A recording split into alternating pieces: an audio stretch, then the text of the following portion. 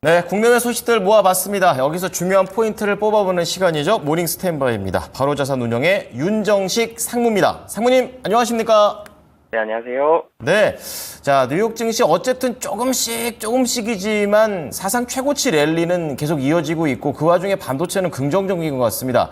자, 어쨌든 중요한 지표나 발언 앞두고 있는 그런 상황인데 시장 오늘 개장하기 전에 어떤 것들을 체크 포인트로 잡아야 될까요?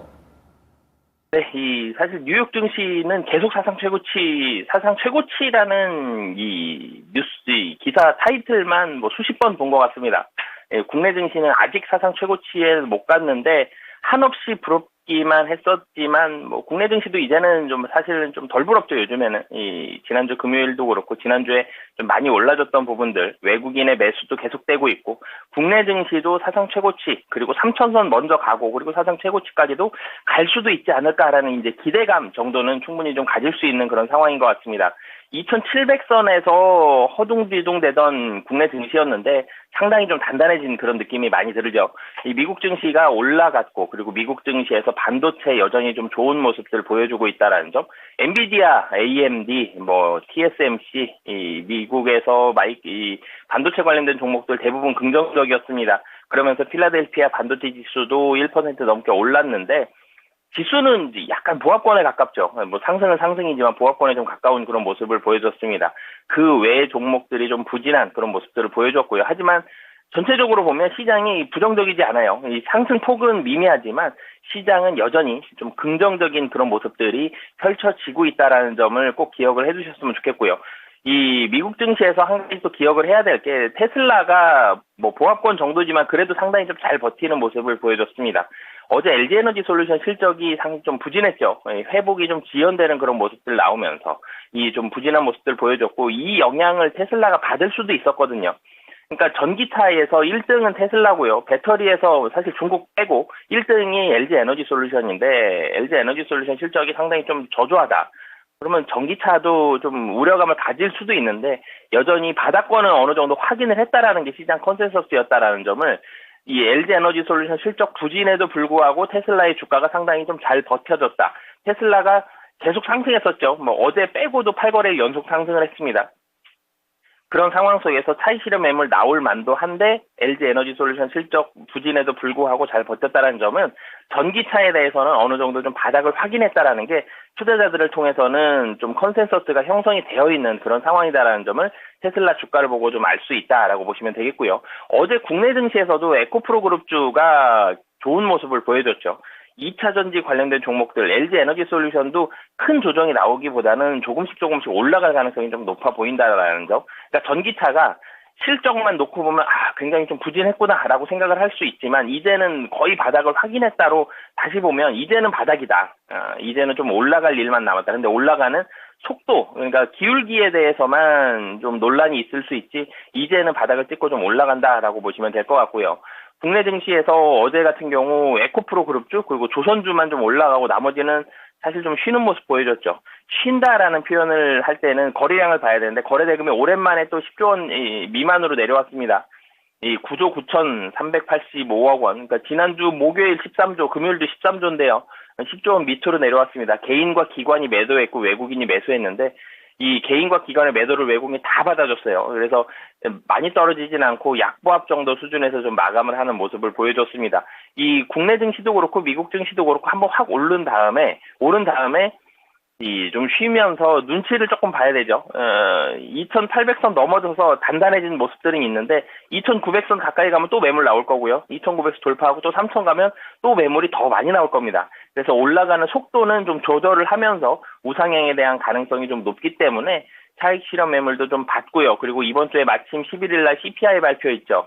CPI 긍정적으로 나올 가능성이 높습니다. 그렇지만 워낙 중요한 물가 지표고 주식시장은 제일 싫어하는 게 불확실성이고요.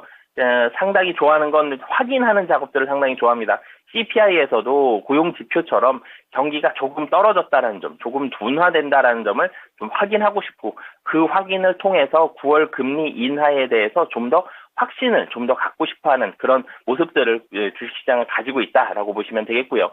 이 국내 증시 같은 경우도 미국 증시도 그렇고 국내 증시도 그렇고 11일까지 오늘 화요일 9일이죠. 9, 10, 11 이제 목요일까지는 조금 제한적인 움직임으로 당분간은 좀 펼쳐질 가능성이 있고 국내 증시 같은 경우는 오늘 같은 경우 예상을 좀 해본다라면 미국에서 반도체가 좋았죠. 그리고 테슬라도 잘 버텼습니다.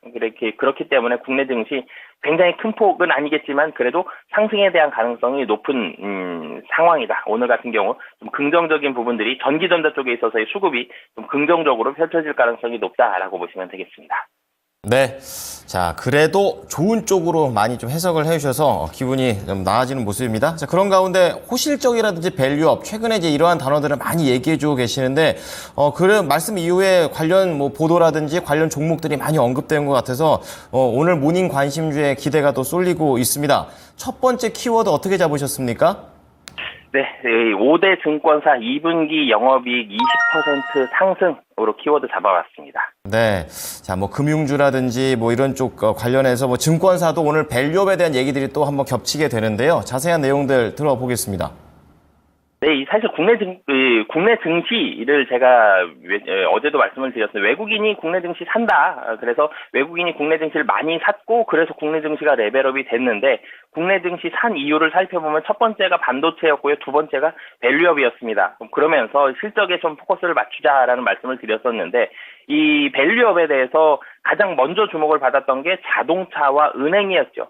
그리고 그 다음에 주목을 받았던 게 보험이었고요. 그 다음이 지주였고 이제 증권주까지 밸류업에 대해서도 관심도가 좀 더 올라가고 있는 그런 상황이기 때문에 이 밸류업 관련돼서 증권사 말씀을 드리겠고 증권사 근데 단순히 밸류업뿐만이 아니라 영업이익도 좋아지고 있다라는 말씀을 드리도록 하겠습니다. 5대 증권사를 말씀을 드릴 거고요. 5개 증권사면 한국금융지주가 영업이익 측면에서는 제일 크고요. 그 다음에 키움증권, NH투자증권, 삼성증권, 미래에셋증권 순으로 좀 말씀을 드리겠는데 이 1분기 실적이 긍정적이었습니다. 5대 증권사가 2분기에도 이 긍정적인 실적이 나올 것으로 보여지는데요. 2분기 영업이익 예상 규모가 전년 대비해서 약 한 20% 정도 상승할 것으로 좀 보여진다라는 이 분석들이 많이 나오는데 이게 20% 상승했다라는 점도 긍정적인데 이 사실은 이 3개월 전만 하더라도 5개 증권사의 2분기 영업이익 예상치가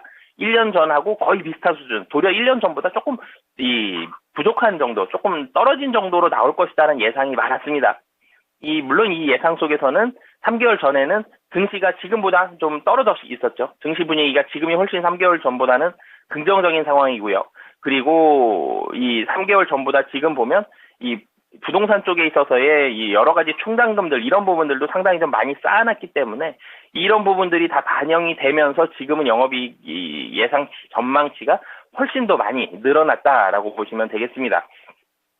2분기 거래대금이 사실은 좀 줄어들 것으로 보여졌었는데 2분기 거래대금이 최근 들어서 좀 증가하는 그런 모습들 보여지고 있고요. 뭐 PF, 프로젝트 파이낸싱 손실과 충당금 적립 이런 부분들이 상당히 좀 많았었는데 자본이 늘어났죠. 탄탄한 5대 증권사는 상당히 체력이 탄탄하기 때문에 그러면서 이익에 대한 체력도가 상당히 많이 올라가고 있는 그런 모습들입니다. 여러 가지 자금 조달들을 통했고요. 그 자금 조달 혹은 자본을 조달을 하면서 그 체력을 키워왔고 이 자금들 가지고 상당히 안정적인 곳에 고금리로 좀 투자를 하면서 증권사들 이 실적이 상당히 많이 올라간 그런 상황입니다. 증권사들 실적이 많이 올라갔다라는 점을 첫 번째로 주목을 해보시면 좋을 것 같고요.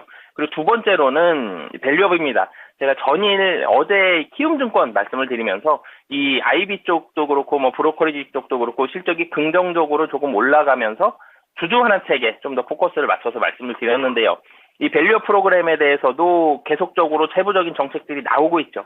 이 세부적인 정책에 대해서 증권주들도 이 발맞춰서 이 호응을 해주고 있습니다. 이런 정책들을 대응을 해주고 있고 실적이 올라가지 못했다라면 밸류업 정책에 대해서 호응할 수가 없죠. 돈이 없는데 이런 밸류업 배당이라든지 주주 친화 정책을 할 수가 없는데 이익단이 올라가고 있습니다. 예상치가 올라가고 있고 좀 더 많이 좋은 모습들 보여주고 있기 때문에 주주 환원책에 대해서도 화답을 할 수 있는 증권주들의 그런 반응들을 충분히 기대해 볼 수 있고요.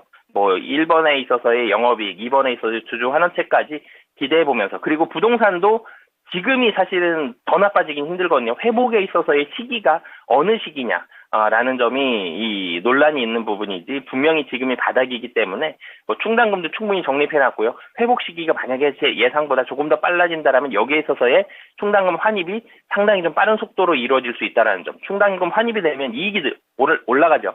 이익이 늘어날 수 있기 때문에 이 충당금 환입에 대한 부분은 플러스 알파로 잡더라도 지금 상황에서는 증권주들 상당히 긍정적인 상황이다라고 보시면 되겠습니다. 네, 말씀을 들어보니까 슬그머니 올라갔다라는 그런 표현이 붙어 있는데 다 이유가 있는 것 같습니다. 자, 증권주 쪽에서 그렇다면 가장 베스트 종목은 핫픽 종목 어떤 종목입니까? 그 중에서? 네, 한국 금융지주 말씀을 드리겠는데요. 우선 네. 이익단이 5대 금융지주 중에 가장 좋습니다.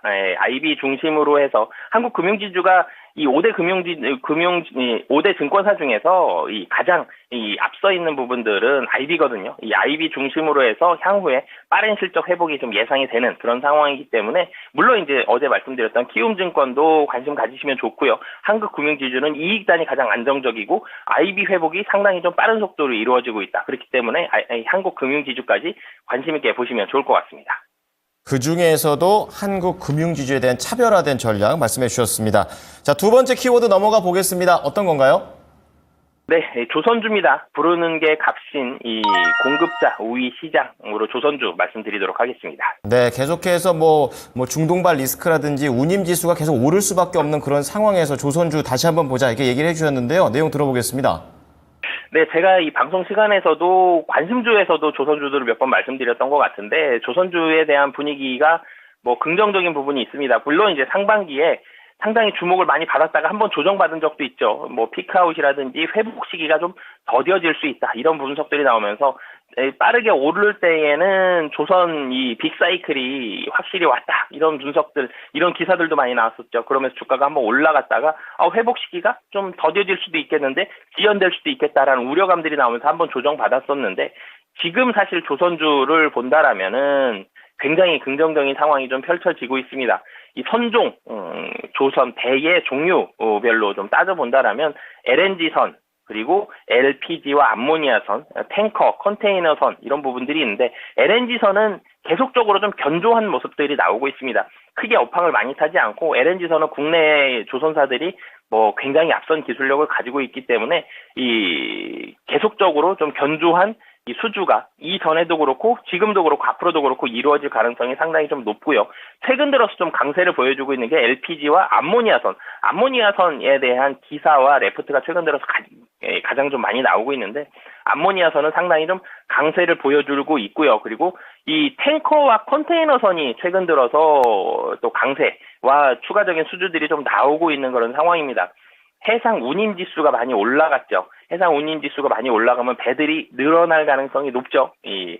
좀 더 비싼 가격을 받고 운임을 할 수 있기 때문에 해운사들 통해서 좀 추가 수주가 나올 수 있는데 그럴 때에 이 수혜를 받을 수 있는 가장 큰 게 탱커와 컨테이너선이거든요. 특히 컨테이너선에 있어서는 추가적인 발주까지 기대가 되는 그런 상황이기 때문에 4개의 선종이 모두 다 긍정적인 시장 환경을 보여주고 있습니다.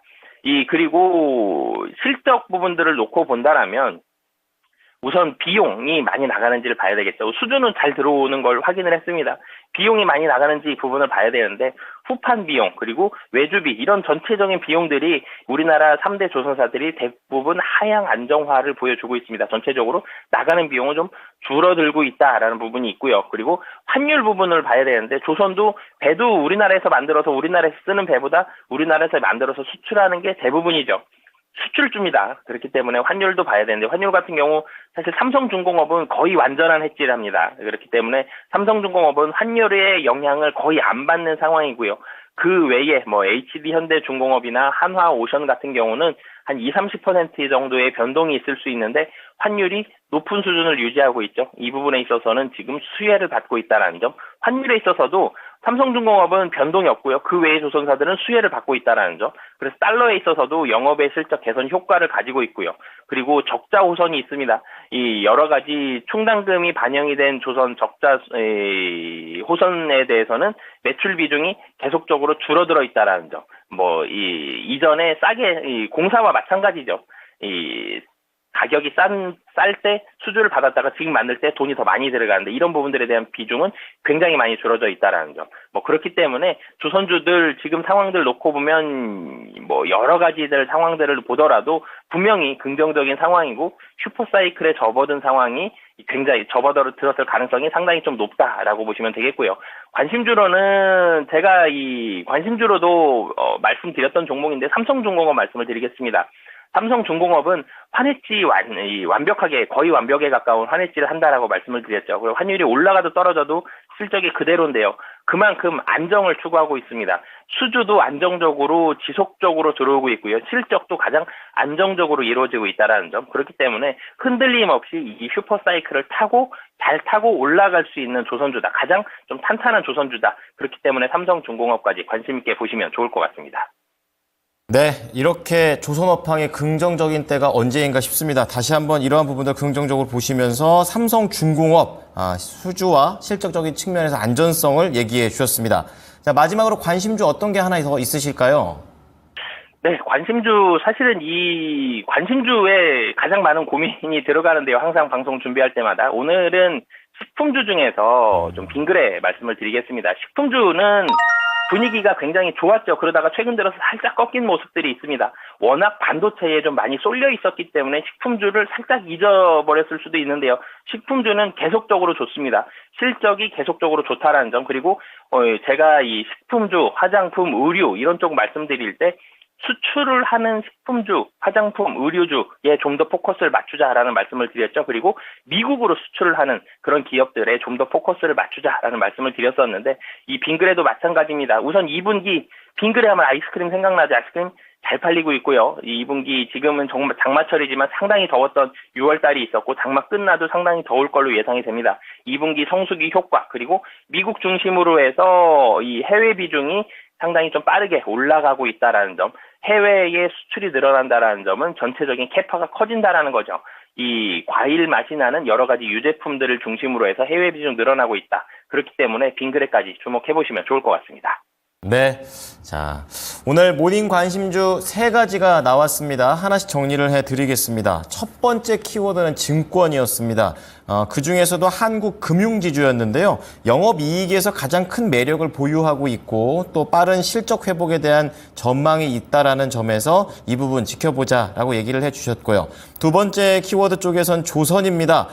진짜 정말 좋은 조선 업황에 대한 그런 상황들이 언급을 해주시면서 달러라든지 높은 환율 상황도 유리하다라고 얘기하셨습니다. 그중에서도 삼성중공업 변동성 없는 안정적인 수주와 실적에 대한 매력이 있다고 얘기하셨습니다. 마지막으로 음식료 업종에서 빙그레를 말씀해 주셨는데요. 계속 실적이 좋고 또 미국 수출에 대한 키워드도 충족하고 있습니다. 이제 그런 가운데 계절적인 성수기에 진입을 했다라는 점 포인트로 잡아주셨고 찾아보니까 국민연금도 담고 있다라는 부분까지 함께 가져가셨으면 좋겠습니다. 상무님, 오늘 이 종목들 잘 지켜보겠습니다. 감사합니다. 네, 감사합니다. 네, 모닝쇼 저희가 준비한 소식은 여기까지입니다. 지금까지 투자 판단에 도움이 될 수 있는 정보를 제공해 드렸습니다. 하지만 특정 종목의 상승과 하락을 보장하지는 않으니까요. 이 부분 참고해 주시기 바랍니다. 오늘도 수익 많이 내십시오. 고맙습니다.